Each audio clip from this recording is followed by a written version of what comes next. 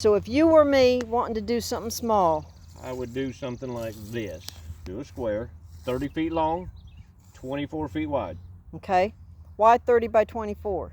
Because you're going to turn it into a garage and you're going to leave this bathroom back here and you can still get 2 cars in Okay, when you turn it back into a garage. This is where your front door is going to be. okay, You can put a wall in here, whatever you want right Okay. now. Make a living room, make a mini kitchen back here, but you do a bathroom in this corner and do a washer and dryer in the other corner with your door going back in the middle. okay, Enter your bathroom here, enter your washroom here. You're only using 6 to 8 feet of the back. okay, You still got room for that to be a garage later. Then you build your kitchen on this side of it because your sink's here and your plumbing matters in the floor. okay, So your bathroom sink, your kitchen sink's on the other side of a wall. Then okay, you do your stove, refrigerator, wherever you want. Put your shower in the corner okay, and your toilet over here. okay, It takes up less room, and then your washer and dryer go in here and drain out the same. It's all your plumbing is back here.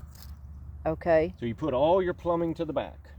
And you would have to put all that in before the slab is poured. Yes, all your plumbing, you got to know where your plumbing is going to be. You got to have a picture. So you draw a picture on a piece of paper and you measure it out. You know exactly where your wall is going to be. You know where your plumbing is going to pop up in the middle of the wall. You know where everything's going to be. You can bring your plumbing in the outside wall. Because it's just, don't worry about it. Your water coming in is what matters. You got to know where your water's coming in. And you can come in a lot of different places in a bathroom and make it work. So you come to you run your plumbing over to the slab, put your plumbing in, put a shutoff in. Okay. Then you build your box.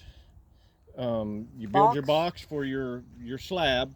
And you Okay. bring your plumbing in. You know exactly where it's going to sit in the concrete. You know where your toilet's going to be. And you run all that outside, tie it into your septic tank outside the slab. So the only thing going into your slab, the way I do it, I use an oversized pipe. Okay. And then I run my plumbing through that pipe. If it ever breaks or something, it's in that pipe and I can run a new one. I run PEX. Because you can just take a 2-inch pipe and push a piece of 3/4 inch PEX through it. If it ever freezes or breaks, you just pull that son of a bitch out and put a new one in. That's the simplest way to do it. Put a swoop in it, electrical swoop in it. And, What's an electrical swoop?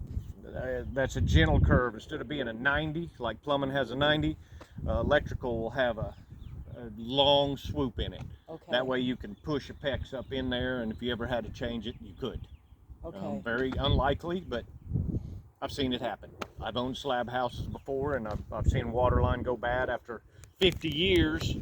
You and I would never have to worry about it, but in 50 years it could cause a problem. I just make it easier to fix the problem. Yeah. So that's how I do things. But that's what I tried to get my brother-in-law to build. I borrowed $70,000 for them to build a house, and that dumb shit went and dug footers that deep, and they were 2-foot thick walls, and he was a dumb shit. When I showed up, I had my shoulder surgery, so I couldn't go to Kansas and see what he was doing. I showed up out there in October. He started on this thing in May, and he was still pouring footers. Just 10 yards at a time. He had a buddy that had a concrete truck that mixed it on site. So he just 10 yards at a time. And he had more concrete in the footers than he would have had in that slab to build a garage on. And he kept saying, well, I don't want to build a garage. I don't want to build a garage. You're not understanding what I'm saying. You dumbasses bought 40 acres in the country. You don't need 40 acres. You need like 10. So cut it in 2, take the money, build a garage, live in it. So you're not renting. Live in it, sell 20 acres, take that money and build onto it your house. You got enough money then to frame it. Then you can build a little at a time because you're living there.